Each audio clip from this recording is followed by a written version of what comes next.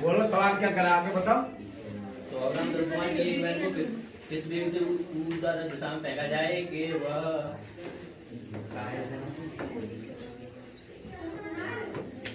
कितने द्रव्यमान की है भाई? 100 ग्राम। 100 ग्राम द्रव्यमान की है। समझ में आ रही है ना बात? 100 ग्राम द्रव्यमान की एक वस्तु को किस वेग से यानी ऐसे करके फेंक दिया जाए। तो पहली बात क्या है कि ग्राम को किसमें करना पड़ेगा भाई? किलोग्राम में। तो 100 वैसे का वैसा और ग्राम को किलोग्राम में लाते तो कितने का भाग देना पड़ेगा? 1000 का। समझ में आ गई ना? 2 जीरो से 2 घात कैसी होंगी? ये कम हो जाएंगी, यानी 1 गुणा 10 की पावर माइनस के 1 किलोग्राम ये एम की वैल्यू होगी। किस वेग से उसको फेंका जाए। फिर आगे सवाल क्या करा है तुम्हारा? 40 मीटर ऊंचाई तक पहुंच जाएगा। किस वेग से उसको ऊपर फेंका जाए कि पिंड कितने मीटर ऊपर तक चला जाए भाई? वो 40 मीटर तक ऊपर चला जाए। समझ में आ गई? तो सुनो भाई, भाषा इसकी क्या कर रही है। पिंड ये पृथ्वी है, ये 40 मीटर ऊंची कोई ये दीवार है, ये 40 मीटर ऊंची कोई दीवार है। ये यहाँ से आपने क्या किया कि उसको ऊपर को फेंका, पिंड तो ऐसे करके गया। तो आप हमको एक चीज ये बताओ कि जब पिंड को आप यहाँ से फेंकेगे तो तुम्हें वेग की जरूरत पड़ेगी कि नहीं पड़ेगी? बताओ। और ऊपर से नीचे आओगे तो वेग की जरूरत पड़ेगी? ऊपर से ऐसे करके छोड़ दीजिए, आराम से चली जाती है। और जब नीचे से ऊपर वस्तु को फेंकोगे तो तुम्हें वेग की जरूरत पड़ेगी। तो जैसे ही गेंद उच्च सिरे पे पहुंचेगी यहाँ पे, तो हमको आप एक चीज बताओ कि उसका वेग कितना हो जाएगा भाई? उसका वेग 0 हो जाएगा। तभी तो गेंद वहां से फिर क्या होगी? वो वापस मार देगी। जब किसी वस्तु को ऊपर फेंका जाता है और फेंकने के बाद जिस बिंदु पर उसका वेग कितना हो जाता है? 0 हो जाता है। जिस वस्तु पर उसका वेग 0 हो जाता है वहीं से वो वस्तु फिर क्या करती है? वो नीचे लौट आती है। तो ये H हो गया। अब मुझे एक चीज बताओ, वस्तु नीचे से ऊपर जाए या ऊपर से नीचे आए, वहां त्वरण कार्य करता है किसके द्वारा? पृथ्वी। तो तुम्हें पता है जहां पृथ्वी कार्य करती है वहां उस वाले त्वरण को हम गुरुत्वीय त्वरण कहते हैं जी। H की वैल्यू तुम्हें दे रहा है। गुरुत्वीय त्वरण का मान तुम जानते हो कि 10 मीटर प्रति सेकंड स्क्वायर होता है कि नहीं? बताओ। पृथ्वी यानी गुरुत्वीय त्वरण ये दे रहा है। U का मान निकालना है, B का मान दे रहा है, H दे रहा है 1 2 3 4। बताइए कौन सा समीकरण में आती है? 1 2 3 4 तीसरा वाला गति के तीसरे समीकरण से लगा दीजिए। गति का तीसरा समीकरण क्या कहलाता है भाई? गति के तीसरे समीकरण से लगाओगे इनको तो गति का तृतीय समीकरण क्या होता है भाई? b² बराबर u² प्लस के 2 सवाल नंबर कौन सा है? पहले हमें ये बता दीजिए। 23 सवाल नंबर ये 23 है। समझ रहे हो? अब सुनो, b² बराबर u² प्लस के 2as। अब इतना करने के बाद आप वैल्यू रखोगे तो b का मान कितना है? 0। ऊपर देखो, u का मान कितना है? हमें पता नहीं है, u का मान निकालना है। ऊपर जा रहा है तो माइनस का होगा -2। एक ही जगह क्या लगाना है तुम्हें? g का मान कितना होता है? 10 या 9.8 लगा दो, कोई दिक्कत नहीं। h का मान वो तुम्हें दे रहा है 40। बोलो कोई दिक्कत? अब सुनो एक चीज,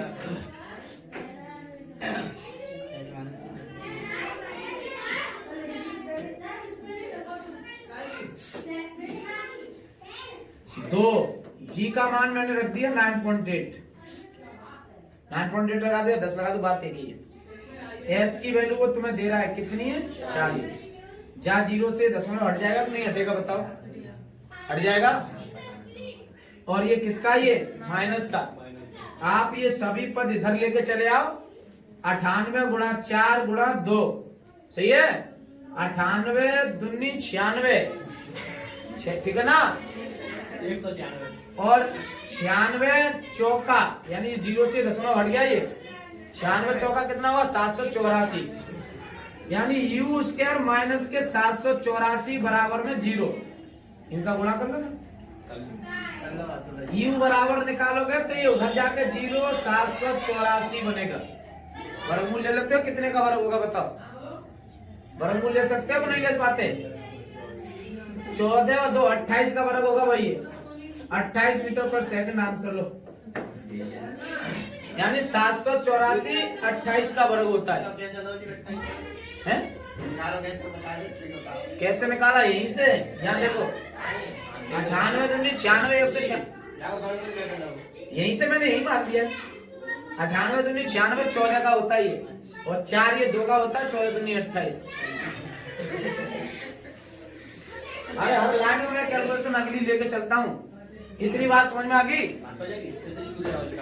स्थितिज ऊर्जा आप जानते हो कि स्थितिज ऊर्जा क्या होती है? U, और U बराबर क्या होता है भाई? U बराबर होता है mgh। m का मान वो दे रहा है, कितने किलोग्राम का पिंड है?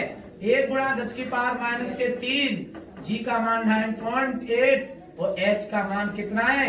40। 0 से ये दशमलव हट गया, 98 चौका 92, यानी 392 10⁻³ जूल। ठीक है, अब ये तो तुम्हारी स्थितिज ऊर्जा हो गई। 3 घाते यहाँ से हटाना चाहो ना तो 0.3 अंक आगे बढ़ा देना, 0.3 है। हाँ भाग एक ही, ठीक ठीक। हाँ तो लो एक होगा।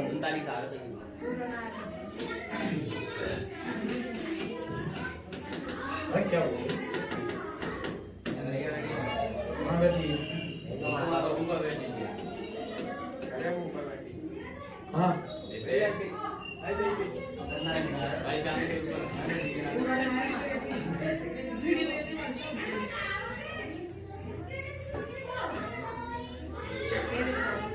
यहाँ पे कितनी घात है भाई? 1।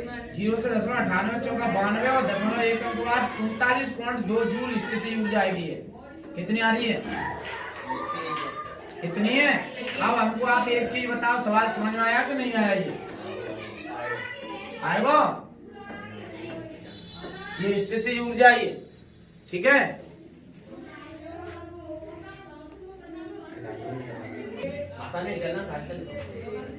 चलो भाई बोलो सवाल क्या कर रहा है? एक वस्तु को h ऊंचाई से स्वतंत्रता पूर्वक जोड़ने पर वह पृथ्वी तल से 1.2 अंडर रूट में gh वेग से टकराती है, जहां b g गुरुत्वजनित त्वरण है। वस्तु पर वायु घर्षण बल द्वारा किए गए कार्य की गणना कीजिए।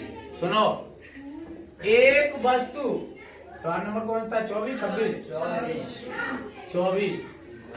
एक वस्तु ऊपर से छोड़ी जाती है, समझ रहे हो ना?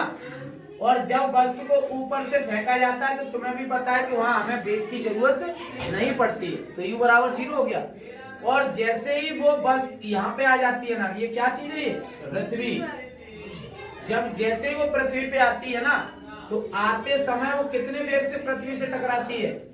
वो वेग तुम्हें दे रहा है 1.2 अंडर रूट में gh, यानी इतने वेग से वो पृथ्वी से टकराती है। 1.2 अंडर रूट gh मीटर पर सेकंड, इतने वेग से वो पृथ्वी से टकराती है। तो पूछ क्या रहा है अब? ये वस्तु पर वायु घर्षण बल द्वारा किए गए कार्य की गणना। किया गया कार्य करना है भाई। कार्य मतलब कार्य करने की क्षमता ऊर्जा कहलाती है। ऊर्जा निकाल लो तो कार्य, और कार्य निकाल लो तो ऊर्जा। ऊपर से आ रहा है U दे रहा है, V दे रहा है, ऊपर से आ रहा है तो G का मान भी हम जानते हैं 9.8 या 10 होता है कि नहीं? यहाँ से और यहाँ तक आने में कुछ दूरी भी तय करेगा, वो करेगा कि नहीं? कितनी दूरी प्यारा, बस ये दूरी की आपको बात करनी है। 1 2 3 4 कौन से समीकरण बात होगी? कौन से में? गति के तीसरे समीकरण से, गति के तृतीय। चौथा कौन सा है? अरे मरने तो नहीं डोल रहे। गति के तृतीय समीकरण से, गति का तृतीय समीकरण क्या होता है? v² बराबर u² प्लस के 2ah। ठीक है, v का मान तुम्हें दे रहा है 1.2 अंडर रूट में gh पूरे का वर्ग, u का मान 0 प्लस 2gh हमें पता नहीं। ठीक है, अब 1.2 का वर्ग करोगे तो 1.44 होगा। G और H वैसे का वैसा ही, तो ये एच भी वैसे का वैसा ही है। फिर ये क्या है? एस। इसको मैं एस बोल दे रहा हूं, इसको भाई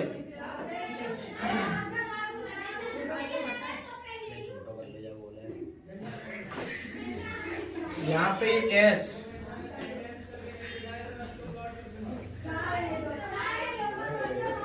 टू जी एस, जहाँ जीते ये जी कट गया ये, और 2 से ये कट जाएगा 72 बार, यानी एस बराबर यहां बनेगा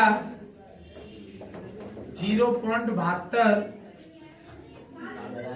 एच। सही है, एच बराबर 0.72 एच बनेगा। अब आप यहाँ पे ऊपर से इतनी ऊंचाई तक आ चुके हैं, कार्य निकालना है तो ऊपर से नीचे आने में क्या होगा भाई? स्थितिज ऊर्जा निकालोगे। U बराबर क्या होता है? M G H. एम का मान हमें पता नहीं है, जी का मान हमें पता नहीं है, पता है तो ठीक है। एच का मान हम निकाल चुके हैं, रख दीजिए।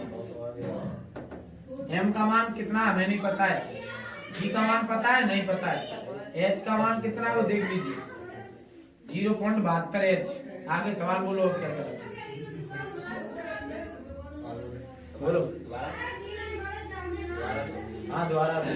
एक वस्तु को एच ऊंचाई से स्वतंत्रता पूर्वक छोड़ने पर वह पृथ्वी तल से 1.2 अंडर रूट में जीएच वेग से टकराती है, जहां जी गुरुत्वीय जड़त्व वस्तु पर वायु घर्षण द्वारा किए गए कार्य की गणना कीजिए। ठीक है भाई, एच ऊंचाई से वो टकराती है।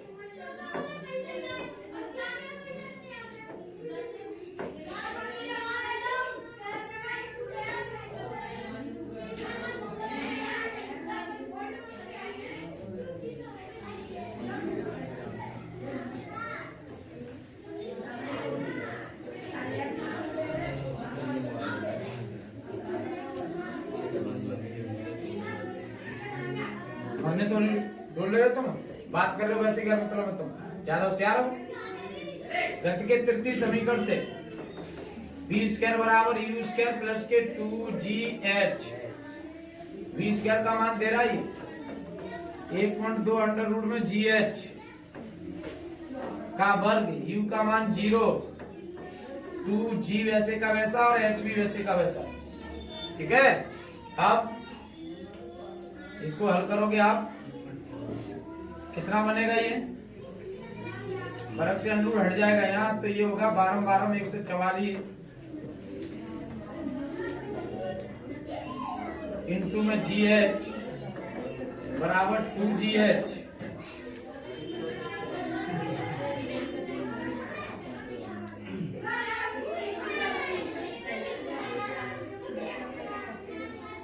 तो ऊंचाई से तो यहाँ 0 ऊंचाई निकलेगी इसकी, तो एच से एच करके एम द्रव्यमान दे रहा है वस्तु का 1/2 एम वी स्क्वायर, 1/2 में 2 एम वैसे का वैसा 1.2 इंटू में GH, U बराबर 2 से ये 2 कट जाएगा 0.6 बार mgh। कितनी आ रही है भाई बता दो? 0.28 mgh। क्या कर रहा है? अच्छा, माइनस की 0.28 mgh 12।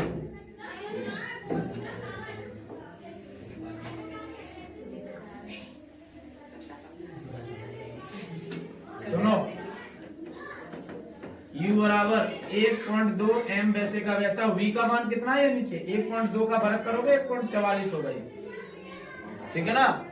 अब V यानी अंडर रूट GH, इससे से काट दीजिए 0.72 mgh U बराबर।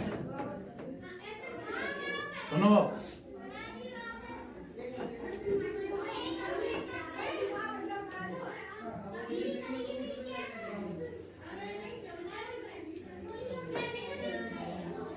जब पिंड यहाँ पे था तो पृथ्वी तल से कितनी ऊपर है ये? H ऊपर है ये। समझ में आई ना बात? जब पिंड पृथ्वी तल से H ऊपर है तो ऊपरी तल पे स्थिति ऊर्जा निकालोगे तो वो कितनी होगी भाई? mgh। ये होगी मैंने तुमसे एक बात कही कि जब किसी पिंड को ऊपर भेजते हैं तो ऊपर भेजने के लिए स्थितिज ऊर्जा जो होती है कितनी होती है वो mgh यानी बढ़ती है। ये फिर पिंड को वहां से छोड़ दिया गया। पिंड कहाँ पे आया वो भाई? नीचे आया पिंड। जब पिंड नीचे आया तो उसका वेग इतना हो गया, कितने से? 0 से। तो यहाँ की तुमने ऊर्जा निकाली तो ये जानते हो धरातल पे ऊर्जा निकल के आई है। ये धरातल पे ऊर्जा निकल के आई है। ये ऊर्जा का मान है 1/2 mv स्क्वायर, 1/2 वैसे का वैसा, m का मान वैसे का वैसा और v का मान दे रहा है 1.2 अंडर रूट में gh। 2 से ये कट गया 0.72 mgh। सुनो अब मेरी बात, ऊपर मेरे पास कितने थे mgh, जब वो धरातल पे आया तो कितने रह गए उसके पास? 0.72, यानी ये U2 है। अब न्यू कह रहा है कि ऊपर मेरे पास 100 रुपए थे, जब मैं धरातल पे आया ना तब तक मेरे पास 28 रुपए बचे, वो 72 रुपए बचे।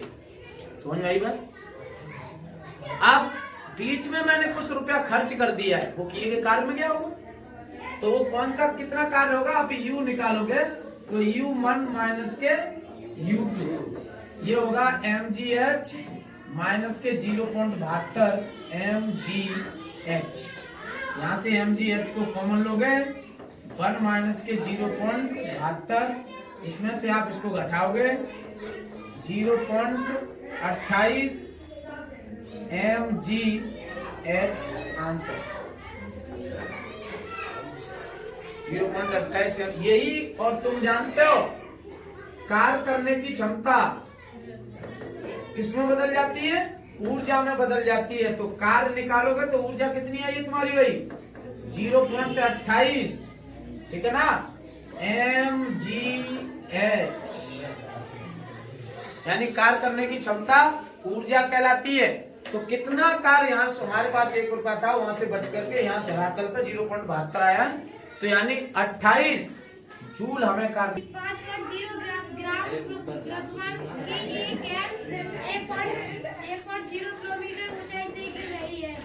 यह 50.0 मीटर पर सेकंड के वेग से पृथ्वी से टकराती है। पॉइंट नंबर 1 पृथ्वी बल द्वारा तथा पॉइंट नंबर 2 अज्ञात प्रतिरोध बल द्वारा किए गए कार्य की गणना कीजिए। G बराबर 10 मीटर पर सेकंड स्क्वायर।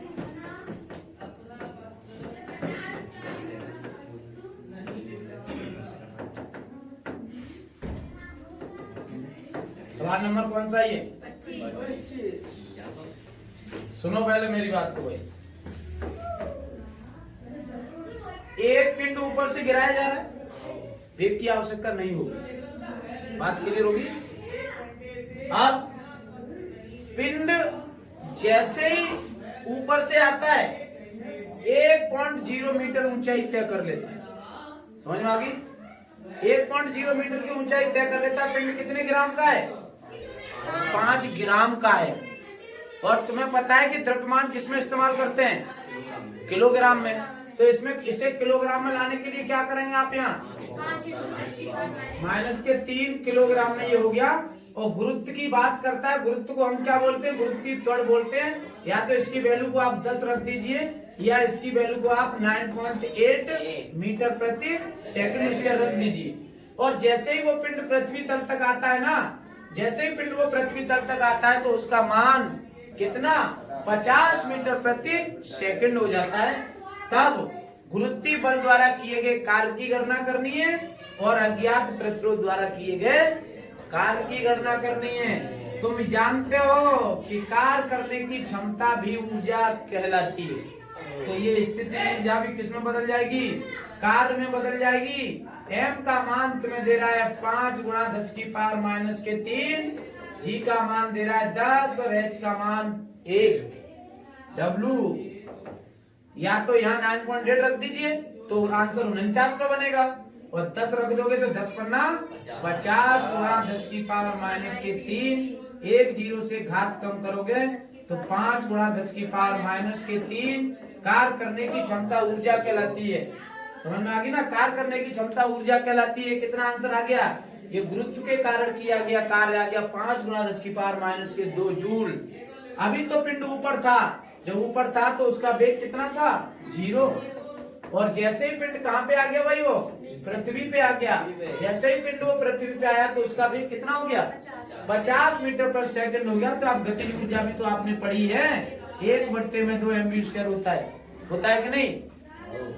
अब 1/2 वैसे का वैसा, m का मान 5×3 और v का मान कितना भाई 50 का वर्ग। 2 से ये 5 कटेंगे 2.5 बार, 2.5 × 10⁻³ और 50 का वर्ग कितना 2500। बोलो कोई दिक्कत नहीं है ना।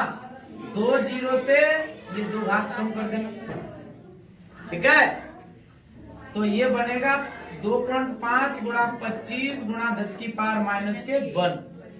25 का इससे गुणा करोगे ना 2.5 से तो 62.5 आना है, 62.5 × 10⁻⁻1, यानी ये तुम्हारा बन के तैयार होगा। ये के बराबर तुम्हारा आया 6.25 जूल आंसर। सुनो, प्रतिरोध के द्वारा किया गया कार्य गतिज ऊर्जा से निकाल दिया, गुरुत्व के द्वारा किया गया कार्य तो गुरुत्वीय त्वरण आना हुआ, तो mgh हो गया। वो किया गया कार्य कितना आ गया भाई 5 × 10⁻² जूल। ये भी आंसर है तुम्हारा और ये भी आंसर है। बता दीजिए कितना कितना आ रहा है। 50 जूल और -43.75 50 जूल और 43.75 जूल। 50 जूल आ रहा है। ये ग्राम है कि किलोग्राम में होता है? ग्राम मतलब। आगे सवाल बोल दीजिए भाई।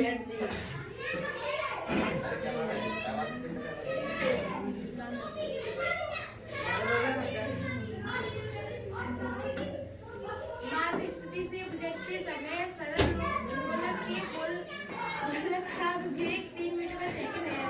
माध्य सरल स्थिति लोलक, से- सुनो भाई, सरल लोलक ये होता है और यहाँ पे ये माध्य स्थिति से गुजरते समय सरल लोलक, फिर माध्य स्थिति से डोरी द्वारा पूर्वाधार से 60 अंश का कोण बनाने पर गोलक का वेग ज्ञात कीजिए।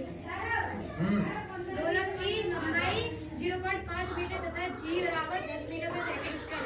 0.5 मीटर और g बराबर कितना है ये 10 मीटर पर सेकंड। 10 मीटर पर सेकंड स्क्वायर। पूछ कर रहा है गोलक का वेग v। और कुछ कह रहा है? पहले एक सवाल बोल, शुरू से बोलो सवाल को। सवाल शुरू से माध्य बोल। स्थिति से गुजरते समय सरल लोलक के गोलक का वेग 3 मीटर पर सेकंड है। माध्य स्थिति से डोरी द्वारा पूर्वाधार से 60 अंश